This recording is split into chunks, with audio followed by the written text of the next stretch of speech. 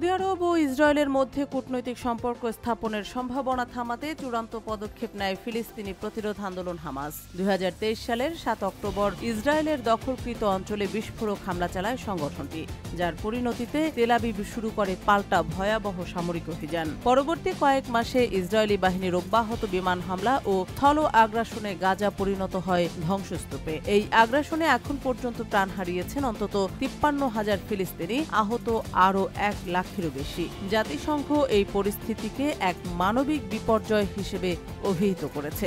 মার্কিন সংবাদ মাধ্যম দ্য ওয়াল স্ট্রিট জার্নাল সম্প্রতি এক অনুসন্ধানী প্রতিবেদনে জানিয়েছে, হামলার পেছনে মূল উদ্দেশ্য ছিল সৌদি আরব ও ইসরায়েলের মধ্যে চলমান সম্পর্ক স্বাভাবিকীকরণের প্রক্রিয়াকে বাধাগ্রস্ত করা এবং স্বাধীন ফিলিস্তিন রাষ্ট্রের দাবিকে আন্তর্জাতিক অঙ্গনে ফের আলোচনার কেন্দ্রে নিয়ে আসা। প্রতিবেদনে বলা হয়, গাজায় হামাস নেতাদের একটি গোপন বৈঠকের নথি উদ্ধার করেছে ইসরায়েলি প্রতিরক্ষা বাহিনী IDF।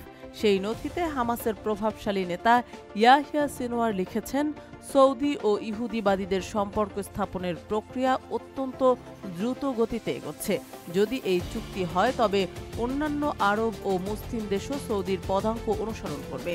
এই আশঙ্কা থেকেই হামাস সিদ্ধান্ত নেয় ইসরায়েলি আক্রমণের, যাতে বিশ্বব্যাপী ফিলিস্তিন সংকট আবারও গুরুত্ব পায় এবং সৌদি ইসরায়েল মৈত্রীর পথ বন্ধ হয়। উল্লেখযোগ্য যে ওই সময় যুক্তরাষ্ট্রের মধ্যস্থতায় সৌদি আরব ও ইসরায়েলের মধ্যে সম্পর্ক স্বাভাবিকীকরণের আলোচনায় অগ্রগতি হচ্ছিল, এমনকি একটি চুক্তিও প্রায় চূড়ান্ত পর্যায়ে ছিল। কিন্তু হামাসের হামলার পর পুরো প্রক্রিয়া থমকে যায়। প্রতিবেদন বলছে, হামাস কেবল গাজা নয় বরং পশ্চিম তীরেও সহিংসতা ছড়িয়ে দেওয়ার পরিকল্পনা করেছিল। এর লক্ষ্য ছিল ফিলিস্তিন রাষ্ট্র প্রতিষ্ঠার দাবি যাতে বিশ্বের নজর থেকে হারিয়ে না যায় তা নিশ্চিত করা। এই যুদ্ধ চলেছে টানা ৫০০ দিন। এখনো থামেনি ইসরায়েলের আগ্রাসন, থামেনি ফিলিস্তিনিদের রক্তক্ষরণ। অথচ অনেক বিশ্লেষকের মতে হামাস তাদের কৌশলে আংশিক সফল হয়েছে, কারণ এখনো সৌদি আরব আনুষ্ঠানিকভাবে ইসরায়েলের সঙ্গে সম্পর্ক স্থাপন করেনি। সম্প্রতি সৌদি যুবরাজ মোহাম্মদ বিন সালমান স্পষ্টভাবে জানিয়েছেন, যতদিন গাজায় যুদ্ধ বন্ধ না হচ্ছে এবং স্বাধীন ফিলিস্তিন রাষ্ট্র গঠনের কার্যকর প্রক্রিয়া শুরু না হচ্ছে, ততদিন আমরা ইসরায়েলের সঙ্গে কোনো কূটনৈতিক চুক্তিতে স্বাক্ষর করব না। তবে এই কূটনৈতিক পাল্টা পদক্ষেপের খেসারত দিতে হয়েছে সাধারণ ফিলিস্তিনিদের। আন্তর্জাতিক সংস্থাগুলোর তথ্য অনুযায়ী গাজায় মৃত্যু ছাড়াও ধ্বংস হয়ে গেছে হাজার হাজার ঘরবাড়ি, হাসপাতাল, স্কুল। খাদ্য, ঔষধ ও বিদ্যুতের চরম ঘাটতির কারণে গাজাবাসী এখন চরম মানবিক সংকটে দিন পার করছে। স্বাধীনতার স্বপ্ন রক্ষা করতে নেওয়া কৌশল সত্যিই কূটনৈতিক চিত্র বদলাতে সক্ষম হয়েছে কিনা তা ভবিষ্যতের ইতিহাস বলবে। তবে এই পথ যে রক্ত, ধ্বংস আর অগণিত প্রাণের বিনিময়ে রচিত, সে সত্য ইতোমধ্যেই ইতিহাসের পৃষ্ঠায় লেখা হয়ে গেছে। অবরুদ্ধ গাজা উপত্যকায় হামাসের বিরুদ্ধে ব্যাপক স্থল হামলা শুরু করেছে দখলদার ইসরায়েল। রোববার এক বিবৃতিতে এই তথ্য নিশ্চিত করেছে ইসরায়েলি প্রতিরক্ষা বাহিনী IDF। বিবৃতিতে জানানো হয়, অপারেশন গিডিয়ন চ্যারটের অংশ হিসেবে দক্ষিণ কমান্ডের স্থায়ী ও রিজার্ভ সেনারা গাজার উত্তর দক্ষিণাঞ্চলে একযোগে অভিযান চালাচ্ছে। এই অভিযানের লক্ষ্য হামাসের সেল, সুড়ঙ্গ ও ট্যাঙ্ক বিধ্বংসী স্থাপনাগুলো ধ্বংস করা। IDF জানিয়েছে, গত এক সপ্তাহে তাদের বিমান বাহিনী হামাসের ৬৭০টি লক্ষ্যবস্তুতে হামলা চালিয়েছে। এতে বহু অবকাঠামো গুঁড়িয়ে দেওয়া হয়েছে এবং হামাসের বহু সদস্য নিহত হয়েছে বলে দাবি তাদের। ইসরায়েলি বাহিনী জানিয়েছে, গাজার গুরুত্বপূর্ণ কিছু অংশ তারা বর্তমানে দখলে রেখেছে। ইসরায়েলি সেনাবাহিনীর দাবি, এই অভিযান অব্যাহত থাকবে এবং বিমান বাহিনী এতে সমর্থন দিয়ে যাবে। তাদের ভাষায়, বসতি স্থাপনকারী ইসরায়েলিদের সুরক্ষায় এই হামলা চালানো হচ্ছে। তবে বাস্তবতা আরও ভয়াবহ। গাজার স্বাস্থ্য মন্ত্রণালয়ের তথ্য অনুযায়ী গত এক সপ্তাহে ইসরায়েলি হামলায় নিহত হয়েছেন ৫ শতাধিক মানুষ, যাদের বেশিরভাগই নারী ও শিশু। শুধু রবিবার একদিনেই গাজায় নিহত হয়েছেন অন্তত ১৩৫ জন ফিলিস্তিনি, আহত হয়েছেন কয়েকশো মানুষ। গাজার উত্তরাঞ্চলের সব হাসপাতাল বন্ধ হয়ে গেছে বলে জানিয়েছে স্বাস্থ্য মন্ত্রণালয়। চিকিৎসার অভাবে বহু আহত মানুষ ধ্বংসস্তূপে কিংবা রাস্তায় মৃত্যুবরণ করছেন।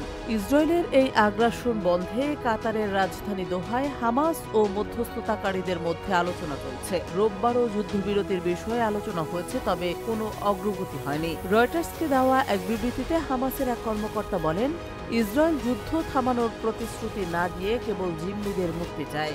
আমরা পরিষ্কারভাবে জানিয়ে দিয়েছি, ইসরায়েলের সব সেনাকে গাজা থেকে প্রত্যাহার, অবরোধ তুলে নেওয়া এবং ফিলিস্তিনি বন্দীদের মুক্তি দিতে হবে। এর বিনিময়ে সব জিম্মিকে একসঙ্গে মুক্তি দেওয়া হবে। এদিকে ইসরায়েলের প্রধানমন্ত্রী বেনিয়ামিন নেতানিয়াহু বলেছেন, তারা হামাসের সঙ্গে যুদ্ধবিরতির চেষ্টা করছে, তবে যুদ্ধ থামাতে হলে হামাসের যোদ্ধাদের গাজা ছেড়ে যেতে হবে এবং পুরো উপত্যকাকে নিরস্ত্রীকরণ করতে হবে বলে শর্ত দিয়েছেন তিনি। বার্তা সংস্থা আনাদোলুর তথ্য অনুযায়ী ইসরায়েলি বিমান হামলায় গত 24 ঘন্টায় গাজায় আরও 69 জন নিহত হয়েছেন এবং আহত হয়েছেন 360 জন।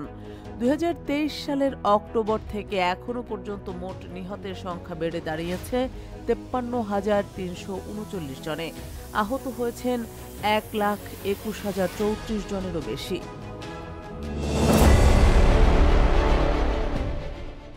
রাশিয়া ইউক্রেন যুদ্ধ শুরুর পর প্রথমবারের মতো সবচেয়ে বড় ড্রোন হামলা চালিয়েছে মস্কো। রোববার ইউক্রেনের রাজধানী কিয়েভ সহ বিভিন্ন এলাকায় একযোগে 273টি ড্রোন নিক্ষেপ করে রাশিয়া।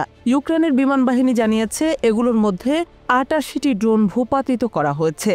বিমান বাহিনীর বিবৃতিতে জানানো হয়, শত্রুপক্ষ শাহেদ সিরিজের 273টি আক্রমণাত্মক ড্রোন এবং বিভিন্ন ধরনের অনুকরণকারী ড্রোন দিয়ে ইউক্রেনের বিভিন্ন স্থাপনায় হামলা চালায়। তাদের মধ্যে 88টি ড্রোন গুলি করে ধ্বংস করা হয়েছে আর 128টি ড্রোন কোনো ক্ষয়ক্ষতি না ঘটিয়েই লক্ষ্যভ্রষ্ট হয়ে পড়ে। এই হামলার পরপরই রাশিয়ার প্রেসিডেন্ট ভ্লাদিমির পুতিন এক বক্তব্যে বলেন, তিনি ইউক্রেন সংকটের মূল কারণ দূর করতে চান এবং রাশিয়ার নিরাপত্তা নিশ্চিত করতে বদ্ধপরিকর। রুশ রাষ্ট্রীয় টেলিভিশনে দেওয়া সাক্ষাৎকারে পুতিন বলেন, আমাদের লক্ষ্য হল সংকট সৃষ্টিকারী কারণগুলো সমূলে উৎপাটন করা, একটি স্থায়ী শান্তির পরিবেশ তৈরি করা এবং রাশিয়ার সুরক্ষা নিশ্চিত করা। এই মন্তব্য এমন এক সময় এলো যখন মাত্র 2 দিন আগে 2022 সালের পর প্রথমবারের মতো ইউক্রেন ও রাশিয়ার মধ্যে সরাসরি শান্তি আলোচনা অনুষ্ঠিত হয়েছে। তবে আলোচনায় কোনো যুদ্ধবিরতির ব্যাপারে সমঝোতা হয়নি। এদিকে যুক্তরাষ্ট্রের প্রেসিডেন্ট ডোনাল্ড ট্রাম্প ঘোষণা দিয়েছেন, তিনি ইউক্রেন যুদ্ধ অবসানে দ্রুত উদ্যোগ নেবেন। এ লক্ষ্যে তিনি সোমবার বেশ কয়েকটি গুরুত্বপূর্ণ টেলিফোন আলাপ করবেন বলে জানিয়েছেন তিনি। ট্রাম্পের পরিকল্পনা অনুযায়ী প্রথমে রুশ প্রেসিডেন্ট ভ্লাদিমির পুতিনের সঙ্গে কথা বলবেন, এরপর ইউক্রেনীয় প্রেসিডেন্ট ভলোদিমির জেলেনস্কি ও ন্যাটো মিত্রদের সঙ্গে আলোচনা করবেন। রাশিয়ার পক্ষ থেকেও শান্তি আলোচনার সম্ভাবনার বিষয়ে ইতিবাচক সাড়া পাওয়া গেছে। ক্রেমলিনের মুখপাত্র দিমিত্রি পেসকভ জানিয়েছেন, আলোচনার পরবর্তী ধাপের আগে বন্দি বিনিময় সম্পন্ন হওয়া জরুরি। তিনি বলেন, আলোচনার জন্য প্রস্তুতি, কাজের অগ্রগতি এবং কিছু স্পষ্ট ফলাফল ছাড়া বৈঠক সম্ভব নয়। এদিকে ইউক্রেন জানিয়েছে, তারা যুদ্ধ অবিলম্বে এবং নিঃশর্তভাবে বন্ধ করতে রাজি। কিন্তু রাশিয়া বলছে, তারা যুদ্ধবিরতিতে রাজি হবে কেবল তখনই যদি ইউক্রেনে অস্ত্র সরবরাহ বন্ধ করা হয়। পুতিন আরও দাবি করেছেন, যুদ্ধ বন্ধে যে কোনো আলোচনায় অন্তর্ভুক্ত থাকতে হবে যুদ্ধ শুরুর মূল কারণ নিয়ে আলোচনা। রাশিয়ার শর্তের মধ্যে রয়েছে ইউক্রেনের নিরপেক্ষতা, সেনাবাহিনী হ্রাস এবং ন্যাটো সদস্য পদে না যাওয়া। এই সব দাবিকে ইউক্রেন আত্মসমর্পণের শর্ত হিসেবে দেখছে এবং সরাসরি প্রত্যাখ্যান করেছে। भारत की चीखें वॉशिंगटन तक पहुंच गई कि अमेरिका आओ, हमें बचाओ। ভারতের অপারেশন সিন্দুরের পর দক্ষিণ এশিয়ার ভূরাজনীতিতে আবারও উত্তেজনার ছায়া।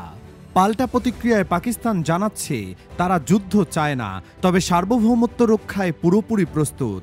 সম্প্রতি পাকিস্তানের পরিকল্পনা মন্ত্রী আহসান ইকবাল এক অনুষ্ঠানে বলেন, ভারতের বিরুদ্ধে এমন শক্ত প্রতিক্রিয়া দেওয়া হয়েছে যে মাত্র 2 ঘন্টার মধ্যেই তাদের কান্না পৌঁছে গেছে ওয়াশিংটনে। তিনি দাবি করেন, পাকিস্তানের সেনাবাহিনীর দক্ষতা ও পেশাদারিত্বের কারণে ভারতের বহুমূল্য যুদ্ধবিমানগুলো হয়ে গেছে জং ধরা ধাতব টুকরো। তার ভাষায়, যুদ্ধ সংখ্যা দিয়ে নয়, দক্ষতা দিয়ে জেতা হয়। এদিকে পাকিস্তান সরকার অপারেশন বুনিয়ানুম মারসুসের বিস্তারিত একটি প্রতিবেদন প্রকাশ করেছে। সেখানে দাবি করা হয়েছে কাশ্মীরের পেহেলগাম হামলাটি ছিল ভারতের সাজানো একটি সফল ফ্ল্যাগ অপারেশন। প্রতিবেদন অনুযায়ী ঘটনার মাত্র ২০ মিনিটের মধ্যে ভারত পাকিস্তানের বিরুদ্ধে এফআইআর দায়ের করে, অথচ তদন্ত তখনও শুরু হয়নি। পাকিস্তান নিরপেক্ষ তদন্তের প্রস্তাব দিলেও ভারত তা প্রত্যাখ্যান করে একতরফা হামলা চালায়। এতে ধর্মীয় স্থাপনা ও বেসামরিক নাগরিক ক্ষতিগ্রস্ত হন।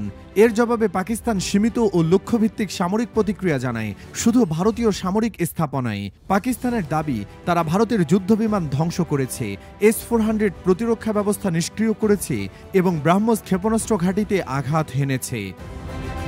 পাকিস্তানের সামরিক বাহিনীর মুখপাত্র লেফটেন্যান্ট জেনারেল আহমেদ শরীফ চৌধুরী রুশ সংবাদ মাধ্যম RT অ্যারাবিককে দেওয়া এক সাক্ষাৎকারে বলেন, গত ৬ ও ৭ মে রাতে ভারত ক্ষেপণাস্ত্র ছুড়লে পাকিস্তানও কঠোর জবাব দেয়। পাল্টা হামলায় পাকিস্তান ৫টি ভারতীয় যুদ্ধবিমান ভূপাতিত করে বলে দাবি তার ভাষায় ৯ ও ১০ মে ভারত ফের হামলার চেষ্টা করে, কিন্তু তারা ভুলে গিয়েছিল পাকিস্তানিরা ভয় পায় না। ১০ মে সকালে পাকিস্তান সতর্কভাবে প্রতিক্রিয়া জানায়, শুধুমাত্র সামরিক স্থাপনাগুলোতে, কোনো বেসামরিক লক্ষ্যবস্তুতে হামলা চালানো হয়নি। একে তিনি সুষম, ন্যায্য ও নিয়ন্ত্রিত জবাব বলেন। পাকিস্তান দাবি করেছে এ পাল্টা প্রতিক্রিয়ার পর ভারত যুদ্ধবিরতির অনুরোধ জানায়। পাকিস্তানি ISPR প্রধান বলেন, ভারতের প্রতিরক্ষা মন্ত্রণালয়ের যুদ্ধবিরতির অনুরোধ করেছিল, কারণ তারা বুঝতে পেরেছে পাকিস্তান শুধু শান্তিকামী নয়, প্রস্তুত। জেনারেল শরীফ বলেন, আমরা যুদ্ধ চাই না, কিন্তু যখন প্রয়োজন আমরা একতাবদ্ধ হয়ে দাঁড়াই। আমাদের কূটনৈতিক তৎপরতা আন্তর্জাতিকভাবে প্রশংসিত হয়েছে। যুক্তরাষ্ট্রসহ বড় শক্তিধর দেশগুলো আমাদের শান্তিপূর্ণ অবস্থানকে সম্মান জানিয়েছে। তিনি আরও বলেন, ভারত বারবার মিথ্যা প্রচার করে সত্য আড়াল করতে চায়। পেহেলগামে হামলার তদন্ত শেষ না হতে পাকিস্তানকে দায়ী করা হয়, অথচ ২ দিন পর ভারতের পররাষ্ট্র মন্ত্রণালয় জানায় তদন্ত এখনও চলছে। পাকিস্তানের পক্ষ থেকে প্রস্তাব দেওয়া হয়েছিল, যদি সত্যিই প্রমাণ থাকে তাহলে নিরপেক্ষ কোনো আন্তর্জাতিক সংস্থার মাধ্যমে তা যাচাই করা হোক, কিন্তু ভারত সেই প্রস্তাবও প্রত্যাখ্যান করেছে। শেষ পর্যন্ত পাকিস্তান বলছে শান্তি অগ্রাধিকার, তবে সার্বভৌমত্বের প্রশ্নে তারা আপোষহীন।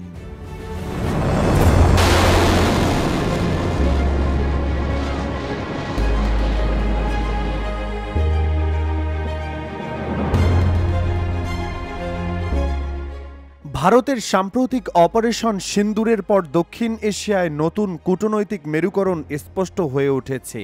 এই অভিযানের জেরে পাকিস্তানের সঙ্গে ভারতের সম্পর্কের আরও অবনতি হয়েছে। প্রতিক্রিয়ায় পাকিস্তান এখন সরাসরি চীনের দিকে ঝুঁকে পড়ছে এবং দ্বিপক্ষীয় কূটনৈতিক সম্পর্ককে আরও শক্তিশালী করতে উদ্যোগ নিচ্ছে। এই প্রেক্ষাপটে পাকিস্তানের উপপ্রধানমন্ত্রী ও পররাষ্ট্রমন্ত্রী ইসহাক দার চীন সফরে যাচ্ছেন। সোমবার শুরু হওয়া এই সফরে তিনি চীনের পররাষ্ট্রমন্ত্রী ওয়াং ইয়ের সঙ্গে বৈঠক করবেন। আলোচনার মূল বিষয়বস্তু হবে আঞ্চলিক নিরাপত্তা, সাম্প্রতিক ভারত পাকিস্তান উত্তেজনা এবং দ্বিপাক্ষিক অর্থনৈতিক ও কৌশলগত সহযোগিতা। চীন দীর্ঘদিন ধরেই পাকিস্তানকে তাদের আয়রন ক্লাড বন্ধু বা অটুট মিত্র হিসেবে বিবেচনা করে আসছে এবং অপারেশন সিন্দুরের সময় প্রকাশ্যে পাকিস্তানের ভূখণ্ড ও সার্বভৌমত্বের পক্ষে অবস্থান নেয়। ইসহাক দারের সফরে আরেকটি গুরুত্বপূর্ণ ইভেন্ট হলো ত্রিপক্ষীয় বৈঠক, যেখানে চীন ও আফগানিস্তানের প্রতিনিধিদের সঙ্গে বসবেন তিনি। এই বৈঠকে আলোচনা হবে ভারত পাকিস্তান সাম্প্রতিক সংঘর্ষ, সীমান্ত নিরাপত্তা এবং আঞ্চলিক বাণিজ্য জোরদারের পথ নিয়ে। বিশেষ করে আফগানিস্তানকে ব্যবহার করে ভারতের যে কোনো সম্ভাব্য কৌশলগত তৎপরতা নিয়ে উদ্বেগ প্রকাশ করতে পারে পাকিস্তান। তবে আফগানিস্তানের তালেবান সরকার পাকিস্তানের দাবিকে সরাসরি নাকচ করেছে। তারা বলেছে, ভারতের পক্ষ থেকে আফগান ভূখণ্ডে কোনো হামলা হয়নি, বরং পেহেলগাম হামলার ঘটনায় তারা নিন্দা জানিয়েছে এবং অপরাধীদের বিচারের আহ্বান জানিয়েছে। এই অবস্থান কাবুল ইসলামাবাদ সম্পর্কে কিছুটা টানাপোড়েন তৈরি করতে পারে। যদিও চীন চেষ্টা করছে এই ৩ দেশের মধ্যে সমন্বয় বজায় রাখতে। এই কূটনৈতিক ঘটনাপ্রবাহ দক্ষিণ এশিয়ায় ভারতের জন্য নতুন নিরাপত্তা চ্যালেঞ্জ তৈরি করছে। পাকিস্তান চীন সম্পর্কের ঘনিষ্ঠতা বাড়ার অর্থ হল ভারতের উত্তর পশ্চিমাঞ্চলীয় সীমান্তে নিরাপত্তা উদ্বেগ আরও বেড়ে যাওয়া। একই সঙ্গে আফগানিস্তানের ভূরাজনৈতিক অবস্থানও এখন গুরুত্বপূর্ণ হয়ে উঠেছে, কারণ দেশটি চীন পাকিস্তান ঐক্যের মধ্যে ভারসাম্য রক্ষায় গুরুত্বপূর্ণ ভূমিকা রাখতে পারে। সব মিলিয়ে অপারেশন সিন্দুরের পরবর্তী প্রতিক্রিয়ায় দক্ষিণ এশিয়ার কৌশলগত মানচিত্রে এক নতুন উত্তেজনার আবহ তৈরি হয়েছে, যার প্রভাব ভবিষ্যতের আঞ্চলিক স্থিতিশীলতার উপর পড়তে পারে।